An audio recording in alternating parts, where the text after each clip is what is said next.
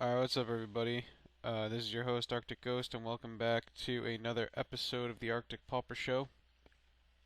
This week I'm taking another blue-black deck into a Pauper Classic Tuesdays event, but this time it's probably a lot different than the blue-black deck I played last time. I tried recording with this deck last week, but the list wasn't very good, and yeah, I didn't feel comfortable bringing you guys such a horrible version of of this deck that I was trying out. Uh, so this is blue black Angler Delver. I really just call it blue black Delver because it's based around the delve mechanic and Delver. Uh, um, the point of this deck is to get as many cards into your graveyard as quickly as possible with cards like Mental Note, Thought Scour, and a lot of cheap cards. And then you get to pump out Gurmry Angler really quickly, or the Sultai Scavenger really quickly. You also have Delver's Secrets, which of course can just win the game on its own. If you're new to Pauper and you don't know why Delver is so good, because it's only a 3/2, it dies to Bolt, it dies to Firebolt, it dies to Shock, it dies to Rift Bolt, it dies to anything. Well, the thing is, you sometimes aren't going to have infinite removal spells. And if your opponent has enough disruption that they can keep it alive, it doesn't take that long for it to win the game when it flips. And since you only play, let's see, since you play 32 spells that can flip the card in this deck, if my math is correct, which it usually isn't, um, it doesn't take long to flip. You also have brainstorms and ponders, which makes it easier to flip the card. So it's pretty good. Uh, that being said, this deck is more of a tempo deck and trying to win the game as quickly as possible. And that's mostly because it doesn't really have enough stuff to really keep going in the late game. Before we go into this, I will say I'm not very big on this deck. I'm not enthusiastic about it. No, it's not a bad deck.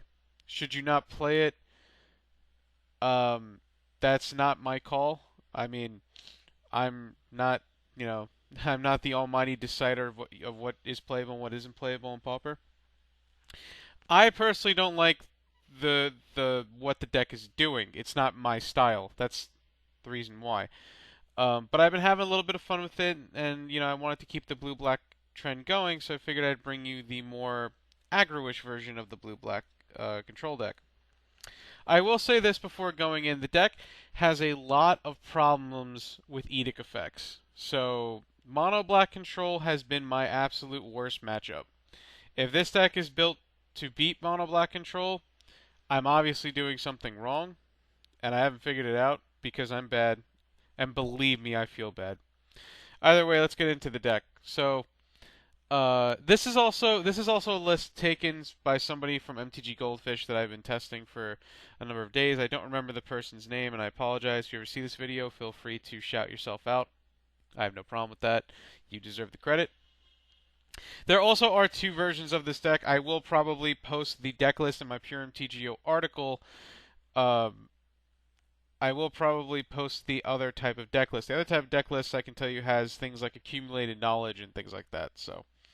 Uh, if I can remember, I will post that deck list. I tried the accumulated knowledge thing, but it never really worked out too well. So first up, we have Dismal Backwaters. The deck list usually plays 4. I play 3, and I added another swamp because I wanted more coming to play on tap lands, and that's actually been working out really well for me because the speed of the deck is not being diminished. Then you have 4 fetch lands. I just split it 2 and 2 for nostalgic value. You don't have to. Doesn't really matter. The fetch lands are really good with the brainstorms, and of course they're really good with delves, so that's really why you play it. And then you have 3 swamps, and I believe 9 islands or 8 islands. 1, 2, 3, 4, 5, 6, 7, 8, 8, 8 islands.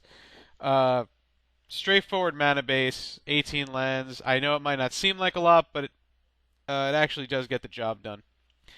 So first up, you have Delver Secrets. There isn't really much to talk about there. Just the best one drop for this style of deck. Then you go on to the other big creature. You have Gurmag Angler. That's your big win con. Does not take long for this card to come out, nor does it take any longer for the card to win the game. So Be happy. Then you have Assault Scavenger is just a meaty flyer. That's really all it is. Just take advantage of the delve mechanic. The deck usually plays two, but I've been testing with the. Hold on a second. Okay, I specifically went to go look up their names. It is Fisher 88 and New York 8381, I believe his name is. Those are the two people I got most of the ideas for this deck list from. So, you have Eldrazi Sky Spawner. At first, I didn't really think much of it. I thought to myself, oh, it really can't be that good, but it actually is.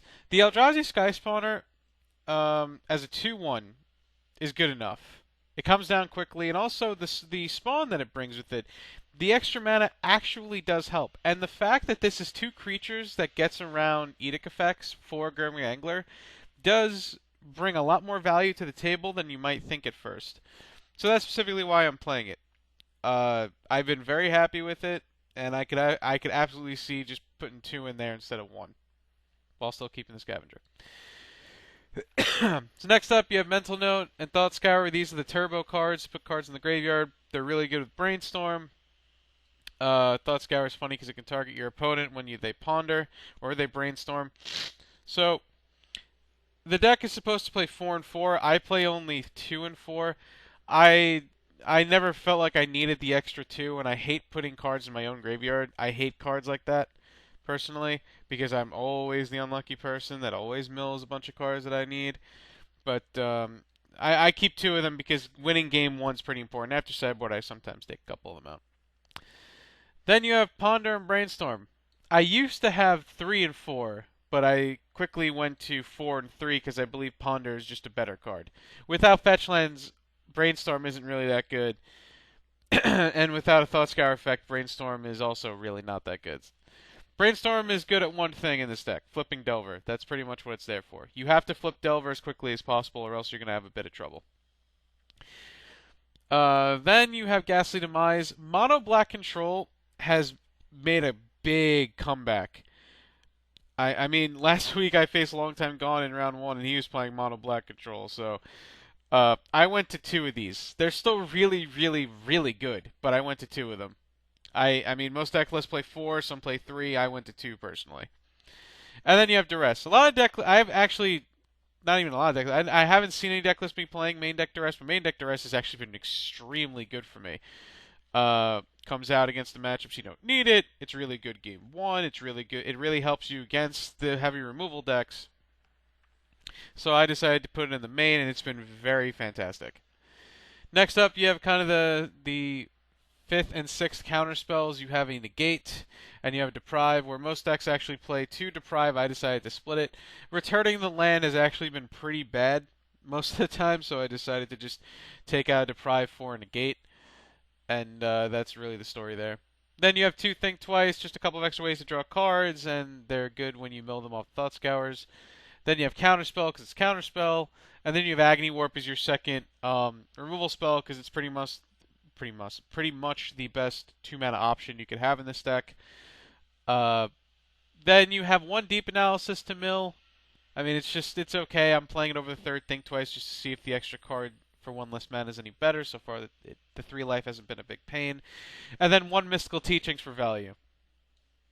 After board, you kind of have a little bit of a transformational sideboard. You can either be heavy control or you can be heavy tempo. You got 1 Dispel just as an extra counterspell. You have a Remove Soul as an extra counterspell against creatures. You have Hydroblast against red decks. You have Stormbound Geist as your extra creatures, which is also really good against Edict effects. Now, you might be wondering, well, why play Eldrazi Sky Spawner main deck instead of Stormbound Geist? Well, the first part is Eldrazi Sky Spawner is actually easier to cast. Second of all, like I said, the extra spawn actually helps a lot. That's why it's actually, in my opinion, better than a Stormbound Geist. I could be wrong, but it's been good. You have an extra Teachings, and then few removal spells to get with them. You just 2 Disfigures and a Doomblade. Couple of Chainer's Edicts. Like I said, Edict effects are really good in Pauper. Boggles could be making a comeback. It's really good against any Infect deck you may run into. It's good against this deck. It's good against Tron. It's good against any deck that just relies on like 1 or 2 big creatures to win. So, It's also pretty good because you can mill it, and getting to 7 mana with how many cards you draw really isn't that bad. And then you have your two like anti-trump control cards. You have a Grim Harvest and a Reaping the Graves. This I actually got the idea from a person I play in the tournament practice room. Um, I don't remember the person's name, and I apologize, but they royally kicked my behind with this card, and it was pretty good. And I didn't really think about it at first, but look how many 1 mana spells you have. You know, when you have like 6 mana in play, you play 2 of these or 3 of these, and then you play this. You're getting all your creatures back, which is pretty nice. So that's the deck list. Um, like I said, I give credit to Fashare88 and NY8381 for pretty much the ideas for the deck list. If you want to find their deck list, you can find them on mtggoldfish.com, which is pretty much where I go to get all my ideas of deck lists to bring you. So, yeah, I'm going to run this through a Pauper Classic Tuesdays event tonight. Will I do well? I have no idea. And we'll see. Thanks for watching. Stay tuned.